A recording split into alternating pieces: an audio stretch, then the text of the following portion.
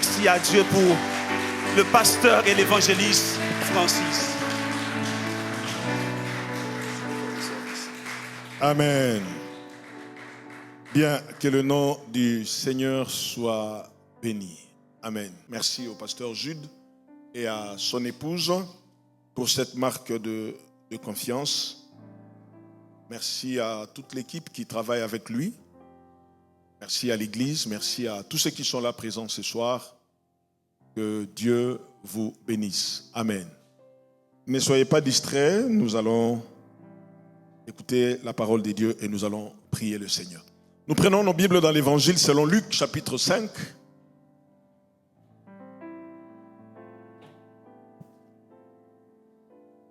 Chapitre 5. Nous allons lire à partir du verset 17. Luc chapitre 5, à partir du verset 17. La Bible dit ceci. Un jour, Jésus enseignait.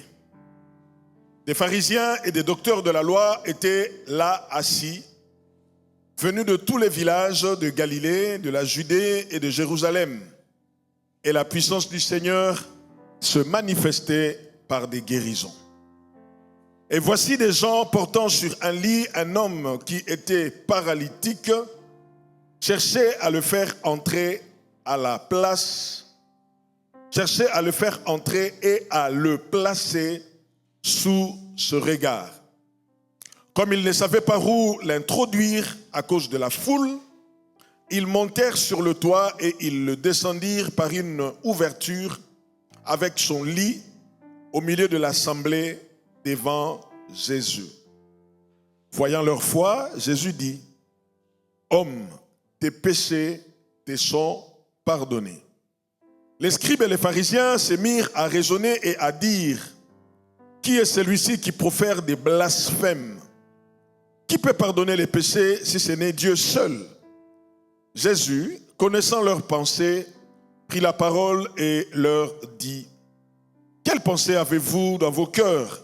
Lequel est le plus aisé de dire tes péchés te sont pardonnés, ou de dire lève-toi et marche? Or, afin que vous sachiez que le Fils de l'homme a sur la terre le pouvoir de pardonner les péchés, je te l'ordonne, dit-il au paralytique, lève-toi, prends ton lit et va dans ta maison. Et à l'instant, il se leva en leur présence, prit le lit sur lequel il était couché, et il s'en alla dans sa maison, glorifiant Dieu. Tous étaient dans l'étonnement et glorifiaient Dieu, remplis de crainte. Ils disaient: Nous avons vu aujourd'hui des choses étranges. Amen. J'avais dit que nous allons commencer à aborder aujourd'hui l'aspect qui concerne les origines de certaines maladies que nous pouvons connaître dans nos vies. Les origines. Vous savez, des fois, lorsque nous parlons des origines de maladies, il y a deux choses. Quand nous le voyons, nous disons c'est la saison. Je crois hier, quand je suis rentré, vous m'avez vu, pour ceux qui m'avaient vu rentrer, je suis entré avec un masque. Je l'ai enlevé. Vous savez, autrefois, quand tu entrais avec un masque comme ça, tout le monde s'écartait. Hein? Ça voulait dire que tu as certains microbes bizarres. Bon, hier, j'avais porté le masque parce que lorsqu'on commençait à venir, je voyais la poussière, je me disais, je crois qu'ici, il va y avoir du pollen. Donc, pour ne pas commencer à éternuer comme un petit enfant, je me suis dit, je me protège avec le masque. Et de toutes les façons, avec la crise sanitaire, on s'est habitué à passer des journées entières et à dormir même avec des masques. Amen. Alors, donc aujourd'hui, si quelqu'un est malade, il y a des maladies, quand on le regarde comme ça, on se pose la question, est-ce que c'est possible? Il y a des maladies, quand on dit, aujourd'hui par exemple, si on vous dit, tel frère n'est pas là parce qu'il est atteint de Covid, c'est off. Ça passe. Mais autrefois, si on vous dit le frère est atteint de Covid, le premier cri que vous poussez, c'est Jésus. Alors, Donc, les maladies aujourd'hui, il y en a qui font trop peur, il y en a qui ne font plus du tout peur. Mais ce que vous devez savoir, c'est que le Dieu que nous prions, il est celui qui guérit. Alors, comme je l'avais dit, nous allons essayer de réfléchir sur les différentes maladies. La première source de maladie, c'est ce que j'appelle des maladies à source classique. Même si ça n'existe pas, mais je n'ai pas vu une autre appellation à donner. Je parle des maladies à source classique. Amen. Généralement, quand il y a le changement de saison, ça arrive. Et des fois, quand tu appelles quelqu'un, tu dis comment ça va? Il te dit non, ça va pas bien, je tousse. Tu dis ah non, c'est normal. C'est la saison qui fait ça. Parce que c'est classique. C'est dans le classique de tous les jours, on voit des choses comme ça. La grippe, par exemple, ce ne sont plus des maladies qui font trop peur. On dit c'est la saison. Quand on quitte l'hiver, on va vers tous ces changements de temps-là provoquent en nous certaines maladies et c'est ce que j'appelle les maladies classiques. Il n'y a rien de méchant, il n'y a rien de compliqué. Mais malgré cela, il y a aussi des situations où c'était une maladie qui paraissait classique, normale, mais 2 jours après, on vous dit non, la personne est décédée. Vous vous dites, mais il n'y avait rien de méchant, il n'y avait rien de grave. Et des maladies comme ça existe. Faute d'hygiène, on tombe malade. Pour avoir mangé des choses qui commençaient à subir la putréfaction, on tombe malade, on commence à dire non, il ne fallait pas. C'est des choses comme ça de tous les jours. Amen. Amen. Ça, c'est des maladies que j'appelle les maladies qui ont des sources classiques. Il n'y a rien de méchant. Tu peux être atteint de fièvre pendant 2 jours, le pasteur ne t'appelle pas. Tu ne te fais même pas de soucis. Et des fois, même quand on te pose la question, tu dis, j'étais malade, mais ça va aller. Pendant que tu dis que ça va aller, là, ça ne part pas encore. Ça n'a même pas démarré pour aller. Toi, tu commences déjà à dire, ça va aller. Ça, c'est des classiques. La deuxième origine, c'est sur ce texte-là que nous allons essayer de réfléchir ensemble. Ce sont les maladies qui sont dues au péché. Parce qu'il y a eu le péché, la maladie s'est installée. Alors, dans le texte que nous venons de lire, j'aime comment Luc, qui nous écrit ce texte, c'est un médecin. C'est un médecin, donc quand il parle de choses, il est très pointu, il est très soutenu dans sa réflexion. Vous savez, il y a certaines personnes qui sont intelligentes. Comme nous le disons souvent, généralement, nous naissons intelligents. Et chacun de nous développe son intelligence d'une manière ou d'une autre. Autrefois, quand on grandissait, pour dire de quelqu'un qu'il est intelligent, il fallait que sur ses notes, vous puissiez voir 17, 18, 19, voire 20. Là, vous dites non, il est très intelligent. Mais aujourd'hui, on se rend compte que certaines personnes qui sont des génies dans leur domaine ne sont même pas parties, n'ont même pas eu 14 de moyenne à l'école. Et les savants, les psychologues parlent par exemple de l'intelligence kinésistique. Des gens qui savent jouer avec leur corps. Ils peuvent vous faire des choses. Lui, il fait ça, il reste là, mais toi, tu cours et tu tombes. Et nous, on acclame. Pourquoi on a acclamé? On a acclamé celui qui est tombé. Et celui qui est tombé doit faire un effort de se relever. Avec tous les cris du stade. Ouah! Et celui qui avait fait ça, il reste pendant que l'autre se débrouille pour se relever. Lui, il a déjà marqué un but là-bas. On dit non, ce gars, c'est un génie. Vous voyez? Peut-être qu'à l'école, il n'a jamais obtenu 12 de moyenne. Mais sur le terrain, avec ses pieds, on l'appelle génie. Alors, chacun développe son intelligence à sa manière. Et Luc, lui aussi, il est parti. Si vous lisez l'évangile selon Luc, ou vous lisez les livres des Actes des Apôtres, la façon dont il donne des informations, vous comprenez que, comme on dit aujourd'hui, ce gars, c'est un génie. Alors, Luc, il est en train de décrire une situation qui s'est passée dans une maison. La Bible dit, un jour, Jésus enseignait. Des pharisiens et des docteurs de la loi étaient là assis, venus de tous les villages de Galilée, de la Judée et de Jérusalem. et la puissance du Seigneur s'est manifestée par des guérisons. Alors, si vous lisez ici, vous n'allez pas comprendre c'était où, dans quelle maison. Mais si vous faites une étude, vous allez comprendre c'était la maison de Simon-Pierre, là où Jésus avait guéri la belle-mère de Simon-Pierre. C'était dans cette maison-là.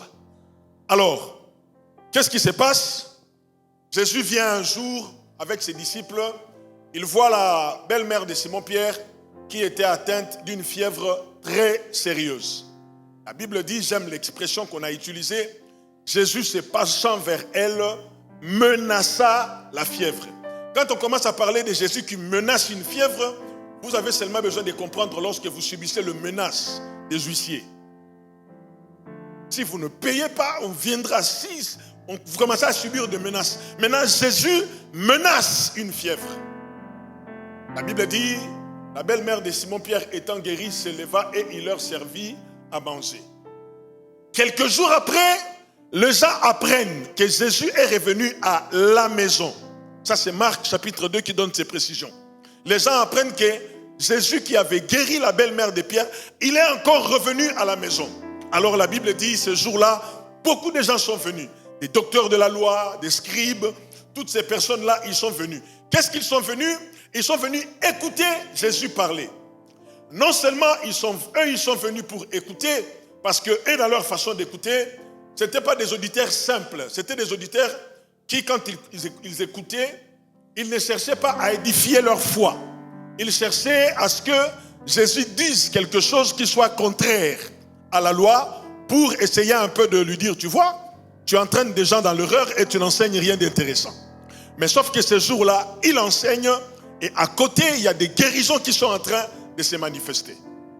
Ça aurait été aujourd'hui, des textos allaient partir vite fait. Venez voir, il y a des choses incroyables dans notre assemblée. Et je ne sais pas comment ces jours-là, mais en tout cas, les gens continuent à venir et la Bible dit, la puissance du Seigneur s'est manifestée par des guérisons. Alors, les gens entendent que Jésus est dans la maison. Autrement dit, Dieu est dans la maison. Alors, il y a 4 personnes qui vont venir avec leurs amis. La Bible dit, ils l'ont porté, ils l'ont transporté et ils l'ont amené là où était Jésus. Il se disait certainement, bon, on y va. Dès qu'on arrive, on lui présente les problèmes, on laisse il le guérit, après on rentre. Mais quand ils arrivent, la foule, elle est là. La foule est présente. La Bible ne nous donne pas le nom de la maladie de la personne. Mais on nous fait comprendre que la maladie l'a rendu paralytique. Il ne pouvait plus marcher. Il faut le transporter. Mais en faisant une étude encore très sérieuse de ce texte, je comprends une chose, que cet homme n'était pas né paralytique. Il est devenu paralytique. Alors, qu'est-ce qui a fait que ses amis, les 4 amis, puissent se dire, on va l'amener auprès de Jésus. Et ils l'ont amené avec un lit.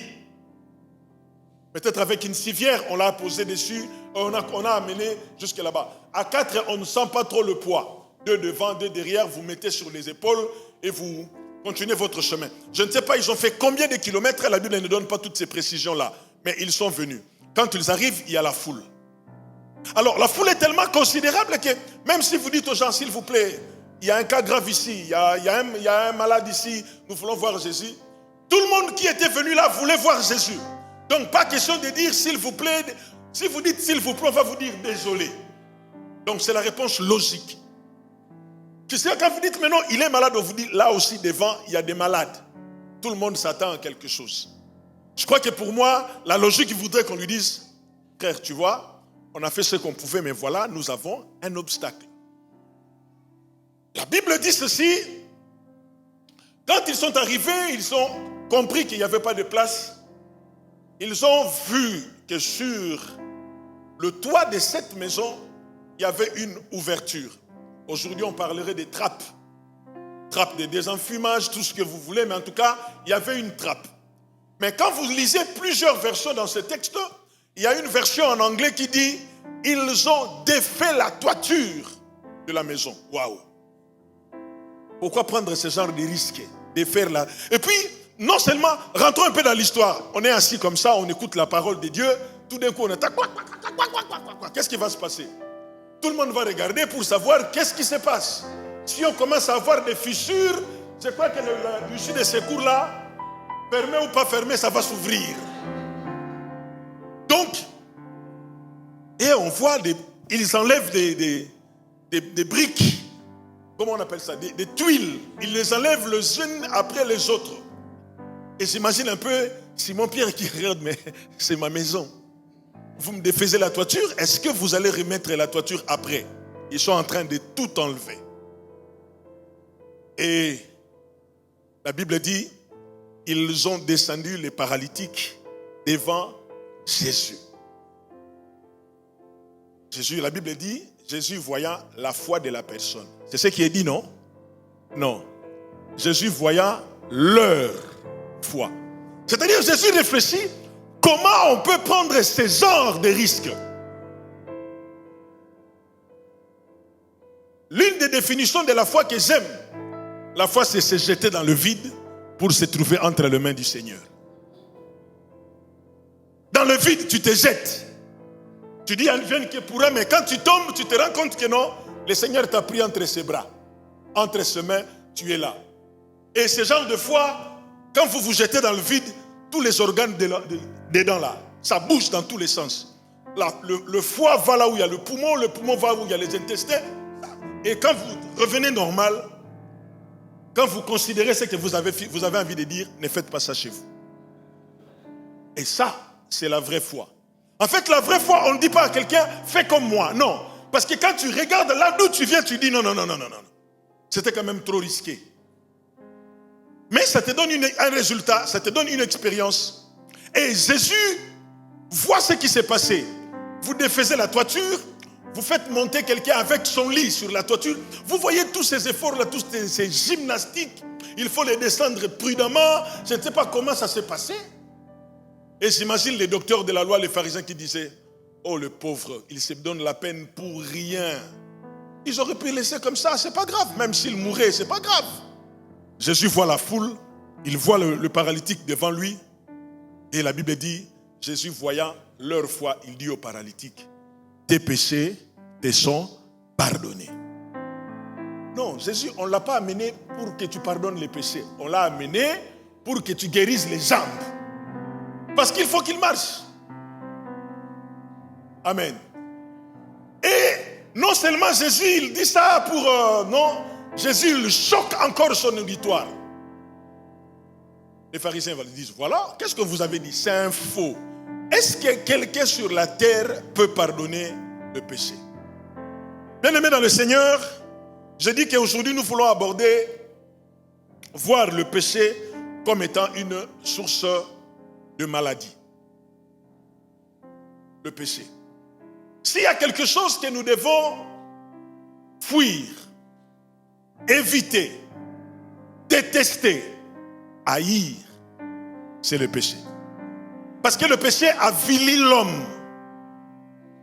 Le péché rend quelqu'un moins utile. C'est-à-dire quand vous regardez une personne comme ça, vous dites, mais comment il en est arrivé là? Que s'est-il passé pour qu'il arrive à atteindre ce niveau? Vous savez, il y a des personnes dans la vie, quand vous le regardez, vous le respectez. Vous les honorez parce que vous dites, waouh, il est ceci, il est cela. C'est des gens qui méritent le respect. Mais quand des fois vous les approchez, vous voyez comment ils vivent leur vie. Vous dites, mais si lui, que nous respectons, il vit comme ça, je crois que ça ne sert à rien. Ce n'est qu'une futilité. Et si aujourd'hui le monde vit ce que nous sommes en train de vivre, le péché y est pour beaucoup.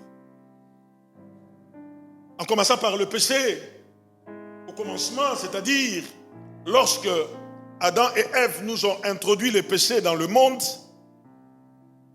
on s'est rendu compte que la vie était devenue très difficile.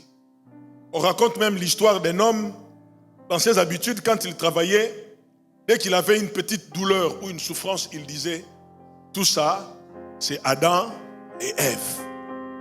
Il le disait beaucoup. Alors son patron l'écoutait, tout ça, c'est Adam et Ève. Le patron lui pose la question, mais pourquoi tu condamnes tout le temps Adam et Ève? Il dit, mais parce qu'ils n'ont pas voulu écouter. S'ils avaient écouté l'instruction, on n'aurait pas eu toutes ces souffrances. Le patron dit, ok. Alors un jour, le patron devait voyager. Il lui dit, écoute, tu connais la maison, tu surveilles la maison, tu fais tout ce que tu as l'habitude de faire, mais cette armoire, tu ne l'ouvres pas. Est-ce que tu me comprends? Est-ce que tu écoutes les instructions? Il dit, oui, patron, il n'y a pas de problème. Son patron voyage. Lui, il dit, mais depuis toutes les années que je suis avec mon patron, il ne m'a jamais donné des interdictions. Qu'est-ce qui fait qu'aujourd'hui, il m'interdit d'ouvrir cette armoire? Je vais voir ce qu'il cache dedans. Alors, il tire les tiroirs, il voit une feuille blanche sur laquelle il est écrit, toi aussi, tu es comme Adam. Tu n'écoutes pas. Ça, c'est le problème du péché. Le péché, Adam l'a introduit dans le monde tout simplement par un simple refus d'obéir. Il a désobéi et nous voyons aujourd'hui tout ce que nous sommes en train de vivre. Nous sommes en train de voir tout ce que nous sommes en train de voir dans le monde par un simple fait de ne pas obéir. Ce n'est pas parce que tu as péché que Dieu envoie la maladie, mais c'est parce que tu as péché que tu as créé une ouverture qui permet à la maladie d'entrer dans ta vie. Cet homme est devenu paralytique. Pendant combien d'années, nous ignorons, mais en tout cas, la Bible nous fait comprendre que lorsqu'il vient auprès de Jésus, Jésus ne se donne pas la peine de lui imposer les mains. Jésus pardonne seulement le péché. Et la conséquence, la suite, nous savons que cet homme a retrouvé sa guérison. Lorsque nous avons lu dans le livre de Psaume, chapitre 103, verset 3, la Bible présente Dieu comme celui qui pardonne toutes les iniquités et qui guérit toutes les maladies. Sans exception. Toutes les maladies. Donnez le nom que vous voulez donner. Si vous voulez même anticiper en disant que moi je suis chercheur, plus tard je trouverai une maladie autre, sachez que même si tu découvres, Dieu sera toujours le Dieu qui pardonnera toutes ces maladies. Mais pourquoi Dieu s'est-il présenté comme étant celui qui pardonne toutes les iniquités et qui guérit toutes les maladies? Parce que comme je vous ai dit, il y a des maladies qui ont comme origine un péché. C'est le cas de cet homme. Et Dieu savait que les gens allaient tomber dans ce piège-là. Dieu se présente comme celui qui pardonne tous les péchés et qui guérit, qui pardonne toutes les iniquités et qui guérit toutes les maladies. Peut-être que vous vivez une situation, au fond de vous-même, vous savez pertinemment bien que cette maladie dont je suis victime, c'est dû à telle et telle autre pratique. Le style de vie que nous menons alors que nous sommes en Christ laisse l'ouverture à plusieurs maladies. Dans mon pays, le Congo, il y a eu un cas. 2 jeunes garçons sont partis jouer dans une rivière. Ils faisaient des jeux d'endurance sous l'eau. Le grand frère et le petit frère. Le grand frère, il rentre dans l'eau, il sort, il demande à son frère, tu as compté combien de minutes? Il dit, j'ai compté autant. C'est ton tour. Le petit frère rentre. Alors, à chaque fois, il y avait quelqu'un qui voulait battre le record de l'autre. Alors, ça a continué comme ça. C'était intéressant. Le petit frère entre dans l'eau. Il attend. Son frère, il compte. Il compte. Ah non. Ça commence à devenir sérieux. Lui aussi, il va là où son petit frère s'était plongé. Il commence à chercher. Il ne voit pas le petit frère. Il cherche. Il ne voit plus rien. Pris de panique, il rentre à la maison. Mais quand il rentre à la maison, il ne dit rien aux parents. Les parents se posent la question, mais il est où est-elle? Lui, il ne dit rien. On commence à chercher, on cherche. Comme son père avait un peu beaucoup de moyens, il engage les gens. Finalement, on retrouve un corps. Quand on l'appelle pour identifier, effectivement, c'est son fils. Mais le grand frère ne dit rien.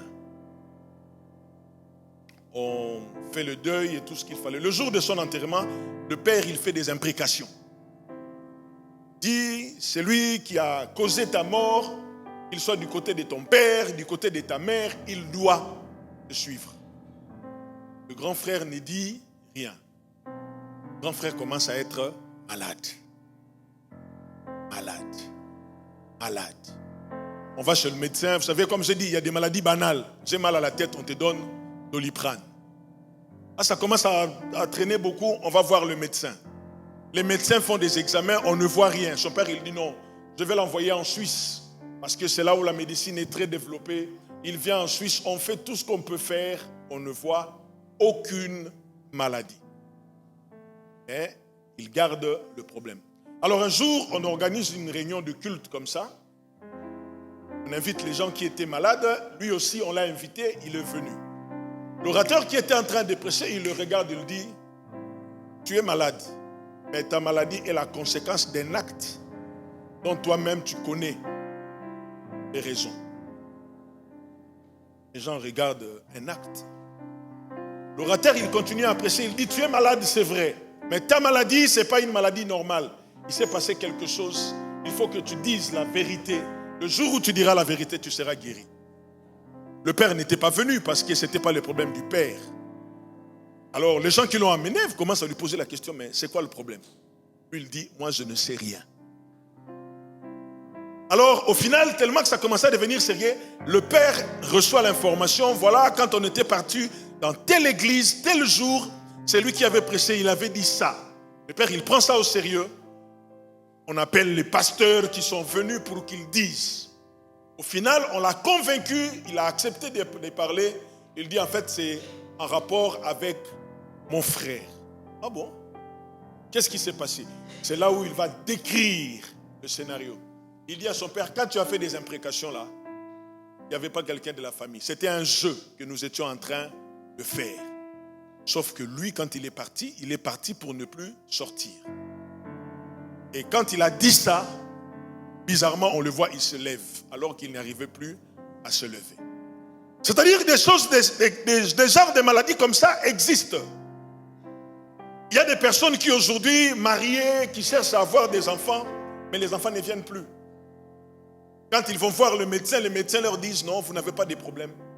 Mais en fait, si vous leur posez la question, c'est dû à un style de vie qu'ils ont mené à un moment donné. Je me rappelle un jour où j'ai prêché ce sujet-là, j'ai dit à l'église, j'ai dit, peut-être que tu as beaucoup avorté et cela empêche que tu puisses concevoir alors que tu es marié. La personne vient me voir à la fin du culte, elle dit, est-ce que je suis le seul à avoir avorté pour que je ne mette pas au monde? J'ai dit, ce n'est pas moi qui détermine les causes. Et ce n'est pas moi non plus qui détermine les conséquences.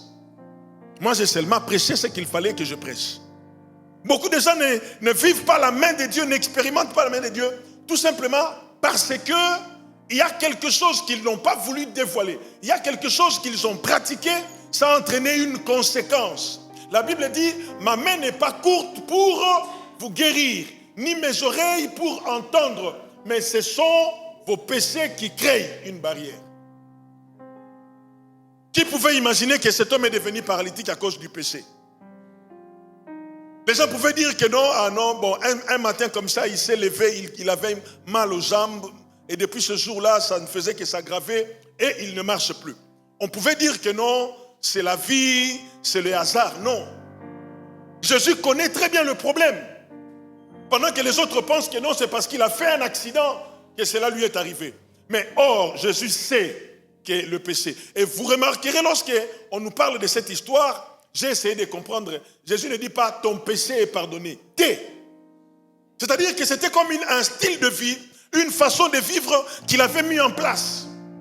J'aimerais peut-être dire à une jeune fille, à un jeune garçon qui n'est pas encore marié, tu te livres à une certaine vie d'impudicité. Personne ne te voit.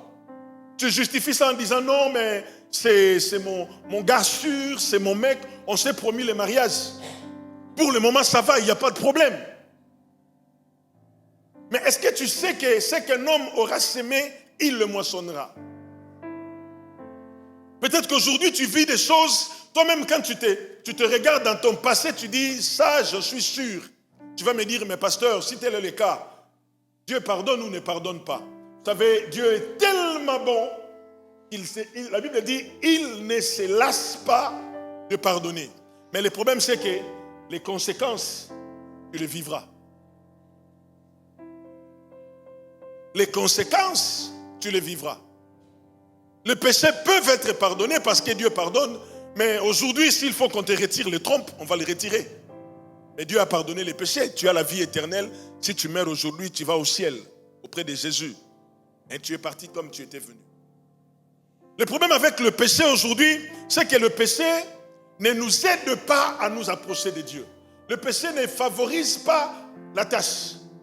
Lisons un texte de la Bible et nous allons essayer de commenter quelque chose. Nous sommes dans Jacques chapitre 5.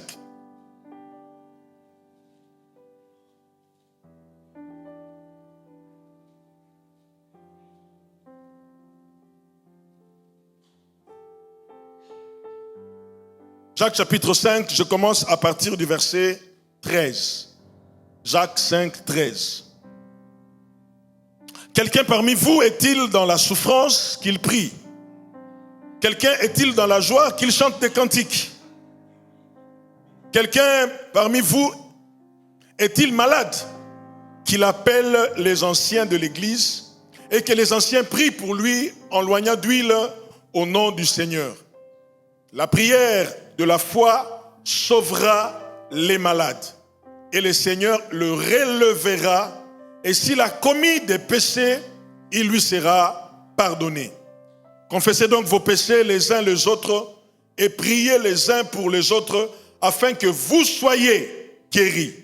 La prière fervente du juste a une grande efficacité. Dans ce contexte, lorsque Jacques est en train d'écrire, Jacques est en train de révéler quelque chose, que certaines maladies ont comme source le péché.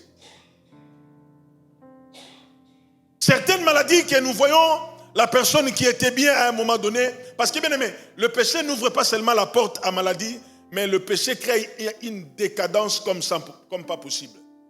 Le péché, c'est une porte qui ouvre, et quand ça ouvre, ça laisse l'entrée à toutes sortes de problèmes. L'argent peut partir, les affaires peuvent s'écrouler, la beauté peut se faner, tout entre, tout simplement parce que le péché a ouvert la porte. En fait, le péché, c'est comme quelqu'un qui sait qu'on est en difficulté de transport. Il n'y a qu'un seul bus qui vient. Quand nous voyons des fois, quand il y a des mouvements sociaux, dès qu'il y a un bus, tout le monde veut prendre ce bus-là et personne ne veut rater. Et le péché, il est comme le chauffeur qui ouvre le bus, il dit, entrez, je vous amène là où vous voulez partir. Et tout le monde se précipite, même ceux qui ont des abonnements, même ceux qui n'ont pas de tickets, même ceux que tout le monde entre, parce que la porte est ouverte.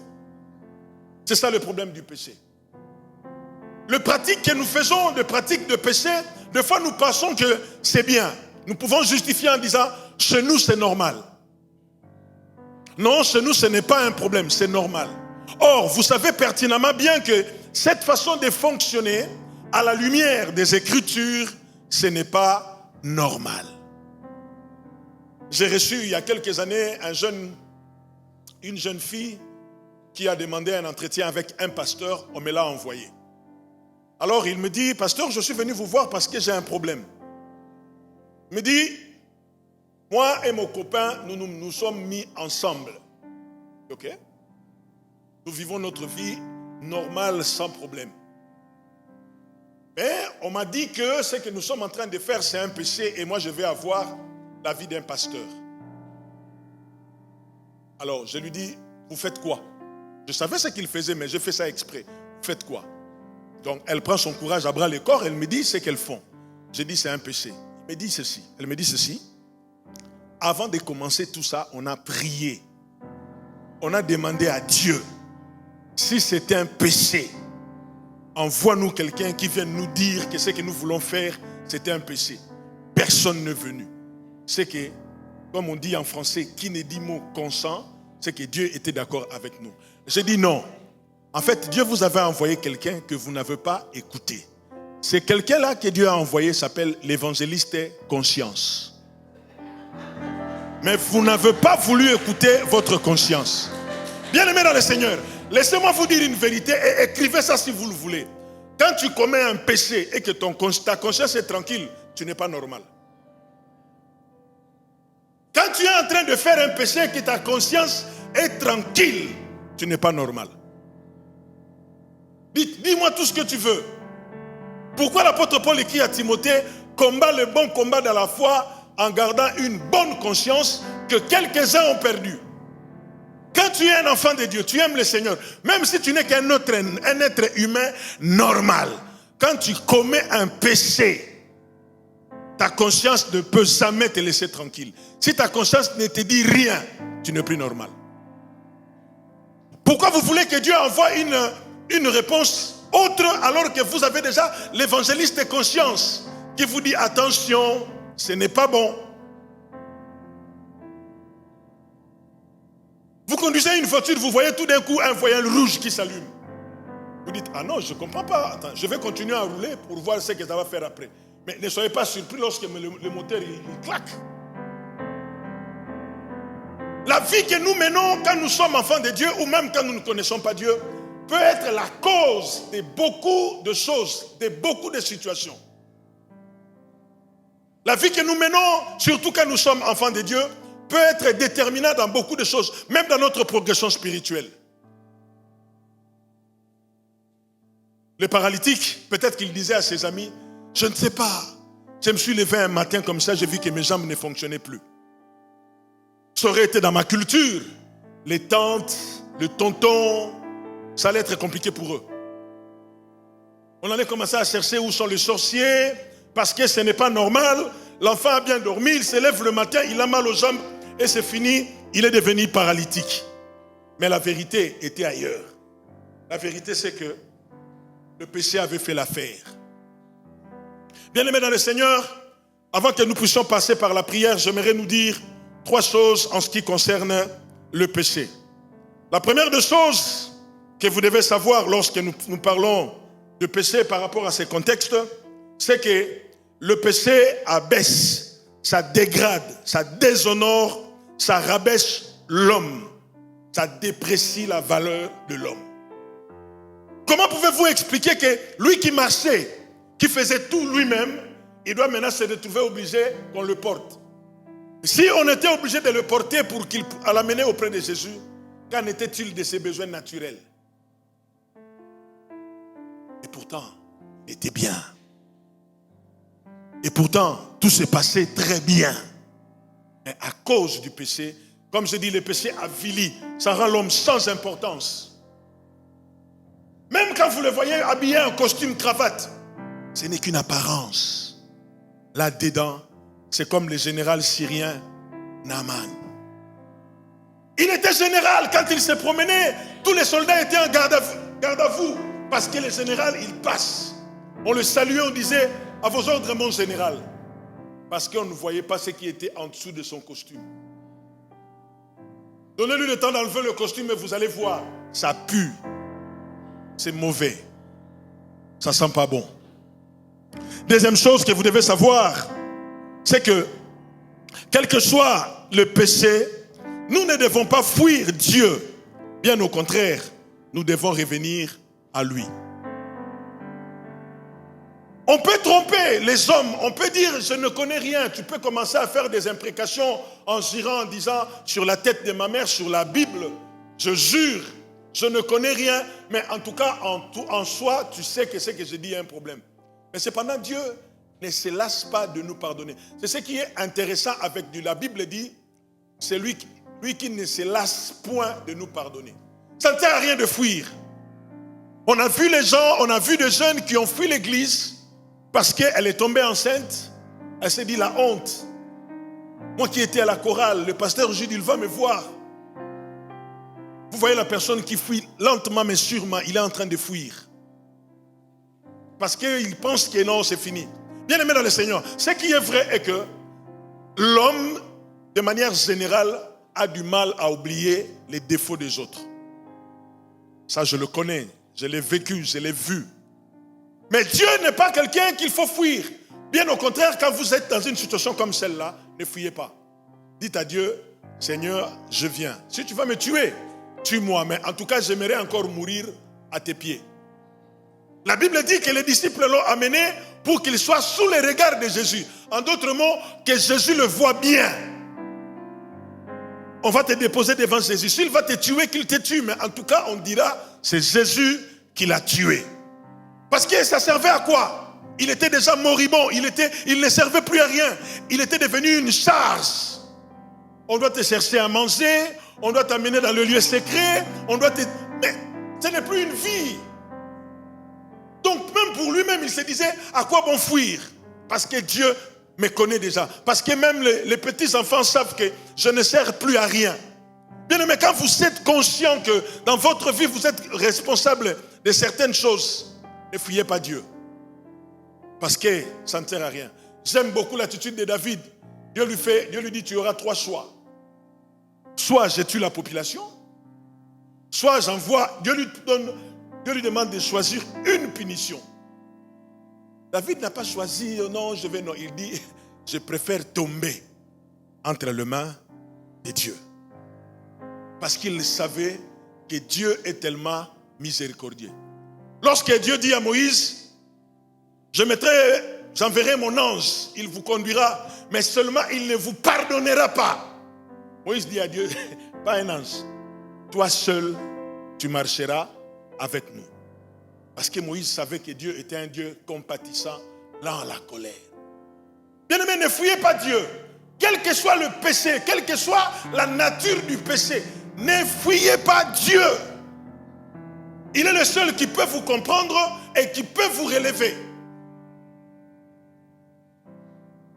Parce qu'il s'est révélé en disant, c'est lui qui pardonne toutes les iniquités et qui guérit toute maladie. Donc Seigneur, parce que tu pardonnes, je viens. C'est dans ta nature de pardonner, alors moi aussi je viens. Combien sont ceux-là qui ont fui l'église sous prétexte que ces derniers temps je ne comprends pas, quand je rentre à l'église, tout le monde me regarde différemment. Oh! Non, moi je commence à en avoir marre. Le pasteur il a prêché. Qui sait que le pasteur a prêché te concerné? Voilà comment les gens s'exposent. Non, parce que moi j'en avais parlé au pasteur. D'accord. Le pasteur il a prêché. Il avait dit quoi? Il avait dit ça. Ah, ça te concernait. Tu vois combien tu viens de te trahir? Et pourtant quand le pasteur a prêché, personne ne savait parce que le pasteur n'avait pas cité ton nom. Mais toi-même, en fait c'est quoi le problème? C'est le résultat du péché. Parce que la Bible, lorsque Jacques parle du péché, il parle du péché comme étant une sémence. Il dit que personne, quand il pêche, ne dise que Dieu m'a tenté. Parce que Dieu ne tente personne et il n'est tenté lui-même par personne. Et Jacques donne comment le péché fonctionne. Qui connaît ce verset?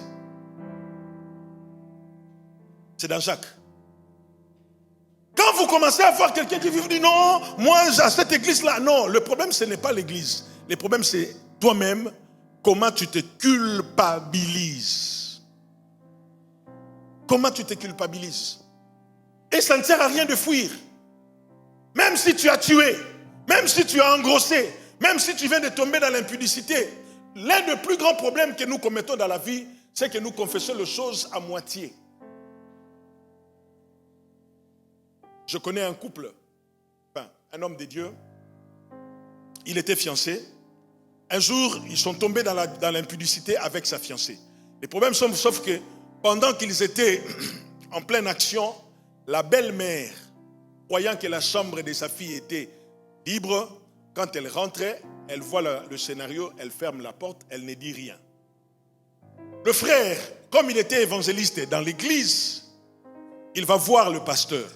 Non, il n'est pas parti voir un pasteur, il est parti voir un autre pasteur. Il dit, je veux que tu pries pour moi parce que moi et ma femme, nous venons de tomber dans l'impudicité.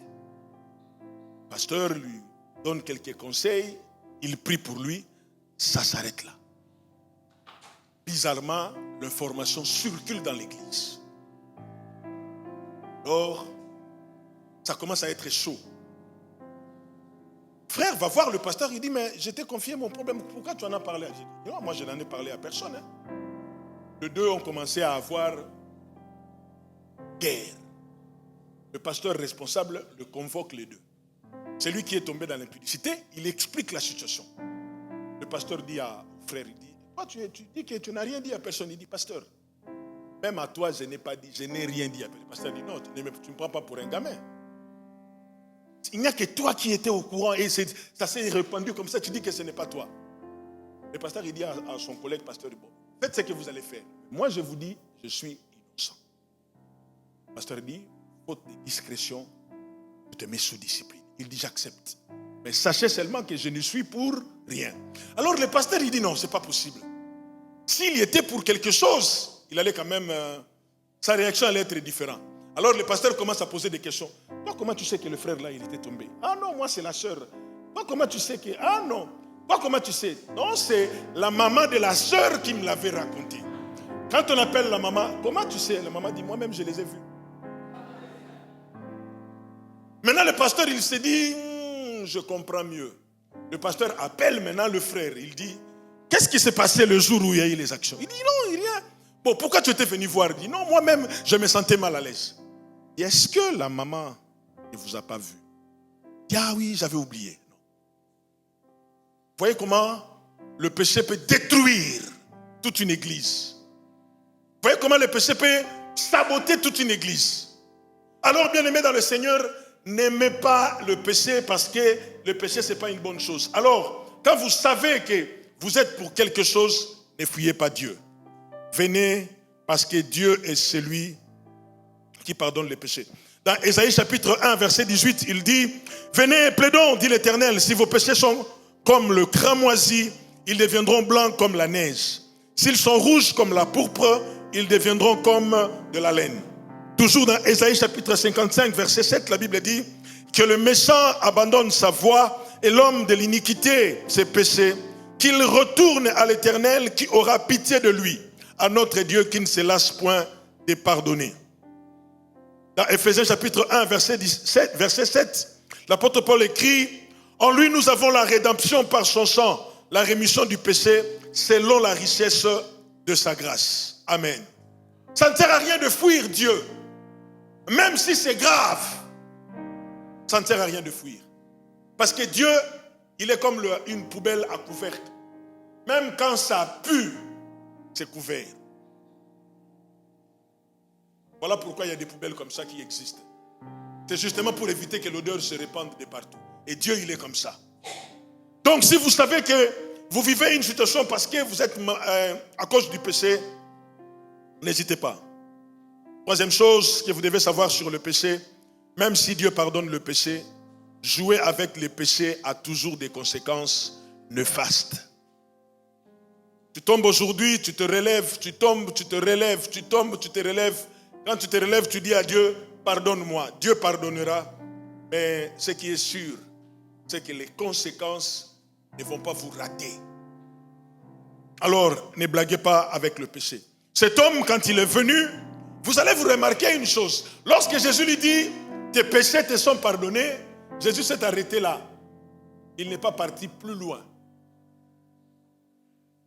Alors ça a créé comme un débat. Jésus dit, qu'est-ce qu'il y a de plus difficile à dire à quelqu'un, tes péchés te sont pardonnés? Alors il va dire ceci, pour que vous sachiez que sur la terre, le Fils de l'homme a le pouvoir de pardonner les péchés. Je te dis, tes péchés te sont pardonnés. Maintenant écoutez la suite, c'est très intéressant. Lève-toi, prends ton lit, marche. C'est en ce moment-là que la guérison est intervenue. Toutes ces maladies dont je n'ai pas cité toutes les maladies, mais toutes les situations qui sont dues au péché, le miracle, la guérison commence lorsque le péché est ôté. Et seulement, c'est à vous d'avoir le courage de dire à Dieu, ce sont mes pratiques, c'est le péché. Amen. C'est le péché. Il y a des choses que vous faites peut-être chez vous à la maison. Il y a une certaine vie à laquelle vous vous êtes livré. Vous êtes peut-être esclave de la pornographie. Vous êtes à fond dedans. Peut-être que vous êtes là, vous pleurez même, vous vous posez la question, mais pourquoi est-ce que je n'arrive pas à abandonner? Peut-être que vous êtes dans ces cas-là. Mais croyez-moi, bien-aimés dans le Seigneur, nous prions un Dieu qui pardonne.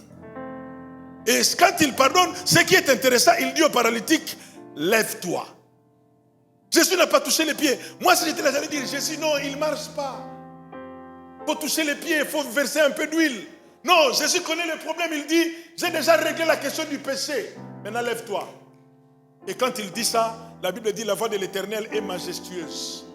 Quand il dit ça, il dit au paralytique, lève-toi. Le paralytique n'a même pas le temps de lui dire, Seigneur, les jambes. Non.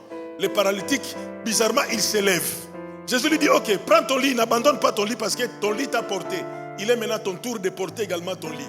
Il prend ton lit, Jésus dit, commence à marcher. Laissez-moi vous faire rire. Si Jésus lui avait dit, lève-toi et prends ton lit, il allait se lever, il allait prendre son lit, mais il n'allait pas marcher. Jésus devait aller jusqu'au fond pour dire, marche maintenant. Quand il marche, il fait aller-retour, il dit, ah c'est bon. Il dit à ses amis, on rentre à la maison. L'affaire est close. Celui qu'on transportait, il commence à transporter. Amen. Dieu ne se lasse pas. Peu importe la maladie, si la cause est le péché, peu importe, Dieu est celui qui pardonne. Mais seulement soyez sincères envers vous. Cet homme n'a pas eu à confesser parce que Jésus a anticipé les choses. Jésus aurait pu lui poser la question, qu'est-ce qui s'est passé? Dites-moi réellement, qu'est-ce qui s'est-il passé? Mais Jésus n'a pas posé la question parce qu'il connaissait l'affaire. Et bien aimé, laissez-moi vous informer que ce soir, la puissance de la guérison là. Et Dieu est capable de guérir. Même si vous subissez une maladie parce que vous connaissez vous-même le raison. Le Dieu que je prêche ce soir, il est celui qui pardonne les iniquités et qui guérit toute maladie. Amen. Mais seulement il faut venir auprès de lui. J'imagine lorsque les 4 personnes lui disaient, on va aller chez Jésus, il pouvait refuser aussi. Ah non. Moi, ce gars-là, il ne me convainc pas. J'ai entendu tout ce qu'il fait, moi, non, je ne vais pas y aller. Mais il a dit en tout cas, moi, je veux la guérison. Amenez-moi auprès de cet homme. La vie que vous menez peut vous aider à aller loin. Ou comme ça peut vous bloquer net. Ça vous rend paralytique dans tous les domaines de votre vie. C'est pour cela, bien aimé de le Seigneur, quand vous servez Dieu, quand vous priez Dieu, soyez vrais. Soyons vrais quand nous voulons servir le Seigneur. Parce que le péché, ce n'est pas quelque chose avec lequel on peut blaguer. Je vais vous donner ce témoignage, après on va prier. Il y avait un jeune homme qui faisait la pêche avec ses amis, mais lui, il a attrapé beaucoup de poissons. Alors, ses amis ne comprenaient pas, mais qu'est-ce que tu fais alors que nous sommes tous au même endroit? Comment tu attrapes les poissons? Alors, quand on vient regarder les appâts qu'il utilisait, c'était des sangsues. Alors, lui, il les avait tellement beaucoup ramassés, il s'est collé sur sa peau. Et comme il suçait le sang, lui, il se disait, bon, ce n'est pas grave. Il enlevait, il la mettait dans la maison, il jetait dans l'eau. Les poissons avec l'appât qui était tout rouge, ils étaient attirés, ils mangeaient les poissons. Alors, il venait mordre à l'hameçon et il se faisait avoir. Un de ses amis vient le voir, il dit, mais tu risques de mourir dans pas très longtemps parce que c'est avec ton sang que tu gagnes le poisson. À peine on n'a même pas fini de parler, le jeune homme il tombe, il s'évanouit. Il fallait maintenant chercher les voies et moyens à l'animer. Et beaucoup de gens jouent avec leur vie. Ça leur apporte beaucoup, ça attire beaucoup. Il se dit, moi, je vis ma vie. Moi, je vis ma vie et personne n'a le droit de me dire, je vis ma vie comme telle que je l'entends. Mais laisse-moi te dire, tu l'entends mal. Quand tu vis la vie de péché, vous savez, le problème du péché, c'est que le péché, c'est succulent. Mais les conséquences sont amères. Le péché est succulent. Et la vie que nous avons qu'une seule vie. Ne blaguons pas avec le péché. Mais Dieu est celui qui peut guérir. Amen. Baissons nos têtes dans la prière.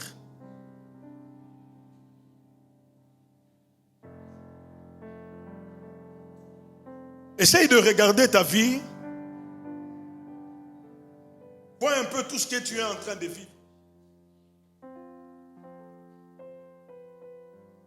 Peut-être que les événements qui se passent dans ta vie, c'est des choses que tu n'arrives pas à expliquer. Mais si tu es conscient, tu diras, je sais d'où est venu le problème. Ce soir, avant que nous commencions à prier pour les malades, je vais d'abord faire un appel à la repentance. Si vous êtes là dans la salle Même si vous n'êtes pas malade, peut-être que vous êtes en bonne santé. Mais si vous savez que vous traînez, vous jouez avec le péché, aujourd'hui prenez la résolution de dire « j'arrête ». Aujourd'hui prenez la résolution de dire « j'abandonne cette vie ». Prenez cette résolution-là parce que peut-être que vous avez encore la grâce. Rien n'est arrivé. Mais attention, le péché paye cash. C'est un bon patron. La Bible dit son salaire s'appelle la mort. Si vous êtes là, vous vous sentez concerné, levez seulement la main là où vous êtes. Je vais prier pour vous. Avant que nous fassions appel à ceux qui sont malades. Si vous savez que vous menez une vie qui ne plaît pas à Dieu, levez la main là où vous êtes. N'ayez pas honte de qui que ce soit. Nous avons tous les yeux fermés. Même si ton voisin voit que tu as levé la main, ce n'est pas le problème du voisin, c'est ton problème. C'est ta vie qui est en jeu. C'est ta vie qui est en danger. Si tu es là, tu te sens concerné. Tu comprends que tu as besoin de la compassion de Dieu. Lève la main là où tu es. Nous allons prier pour toi. Nos yeux fermés. N'hésite pas, merci pour ceux qui lèvent leurs mains. N'ayez honte de personne. Il est question de régler nos vies, de régler ce que nous faisons. Parce que les conséquences ne vont pas nous rater. Si tu te sens concerné, tu sais que tu mènes une vie qui ne plaît pas au Seigneur. Tu mènes une vie de péché. Si tu es là et que tu te sens concerné ce soir, je veux seulement que tu lèves la main là où tu es. Et nous allons prier pour toi. Nous allons prier pour toi et nous allons prier avec toi. Ça ne sert à rien d'avoir honte. Ça ne sert à rien de croire que je vais être exposé. C'est vrai, à votre place, je me serais comporté de la même manière. J'aurais honte. Mais bien aimé, avec le recul, je comprends que point n'est question d'avoir honte. C'est la vie, c'est ton éternité qui est en jeu. Ne regarde pas ton voisin de gauche ou de droite. Prends la résolution d'élever, de mettre un terme, de mettre fin à cette vie de péché. Lève la main là où tu es et je vais prier le Seigneur. Merci pour toutes ces personnes qui lèvent leurs mains. Peut-être que j'ai parlé seulement du péché, mais il peut y avoir certaines pratiques. Lève la main, je vais prier le Seigneur. Merci pour les mains levées. Je vais prier.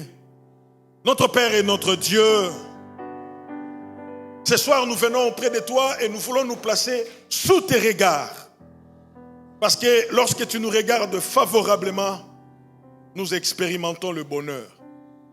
Seigneur, je viens te confier toutes les personnes présentes en ce lieu qui se sont senties interpellées, qui se sont senties concernées par ces messages, qui veulent à ce qu'ils puissent mettre un terme, qui veulent en finir avec la vie de péché, qui veulent en finir avec cette vie de pratique du péché. Seigneur, je viens te les confier.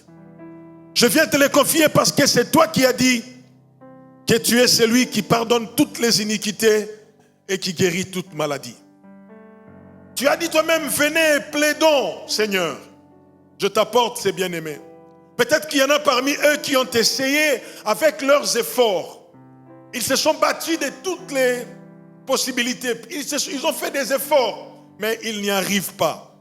Seigneur, il est écrit dans ta parole que seuls nous ne pouvons rien. Voilà pourquoi ce soir, ils viennent devant toi.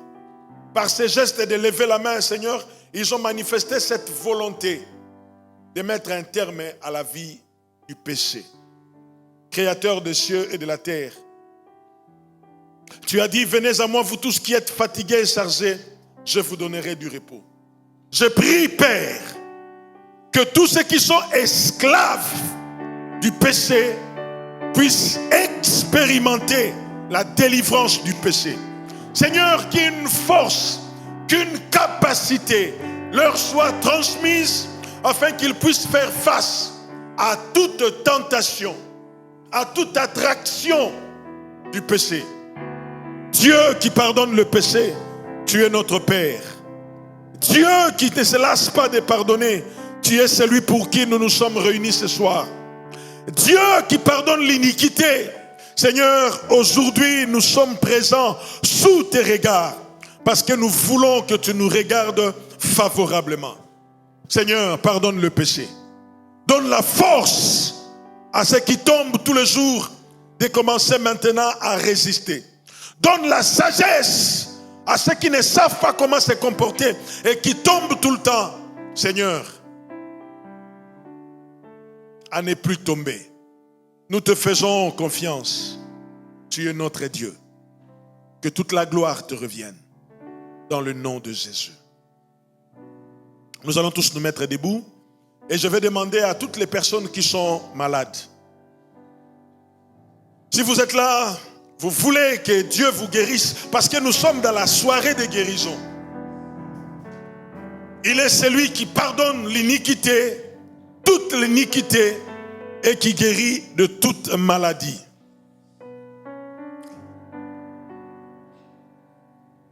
Peut-être qu'hier, on avait prié pour toi. Tu sens que la chose est toujours là, tu veux revenir. Ce n'est pas un problème. Peut-être que on avait prié pour toi hier, tu t'es dit, moi je crois à ce qui a été dit hier, je crois que je suis guéri, même si je ne vois pas la guérison, mais je crois. Gloire au Seigneur. Peut-être que c'est seulement aujourd'hui que tu es venu, tu es malade. La maladie a fait des années, des siècles. La maladie a fait des mois.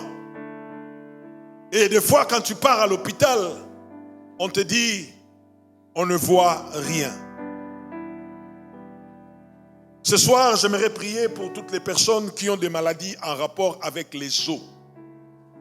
Les os, les os. Rhumatisme.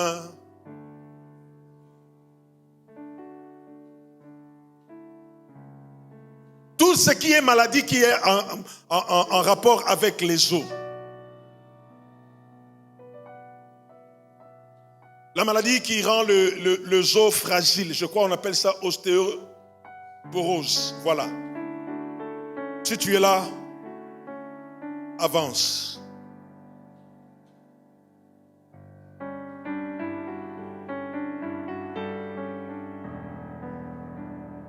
Tous ceux qui ont de maladies en rapport avec les os, avancez.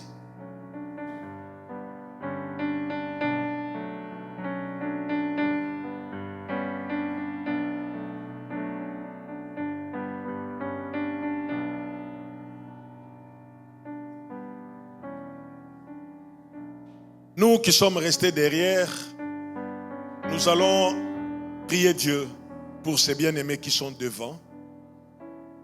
Nous allons implorer les dieux qui guérit.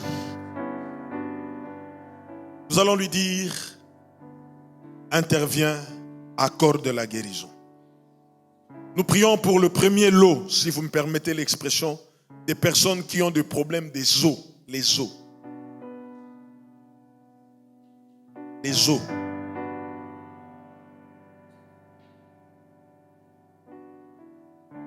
Est-ce que nous pouvons élever nos voix, prier pour le bien-aimé qui sont devant? Et vous qui êtes devant, commencez à parler de votre problème à Dieu. Pasteur Jude.